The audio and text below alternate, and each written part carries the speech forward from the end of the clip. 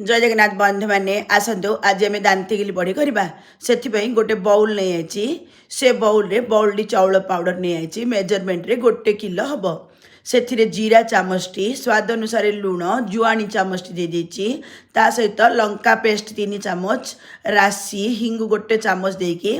जो बाउल रे आम चाउल पाउडर नहीं से बाउल रे 3 बाउल पानी से दे देछि ताकू बढ़िया मु मिसई देली तापर चुली को ऑन करी लगातार घांटी की आम सीझे देवा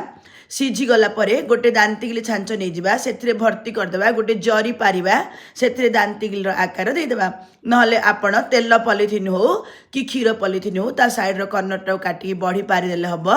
खरारे 2 दिन 3 दिन सुखी सारा पर चुली उपर तेल गरम करदेबा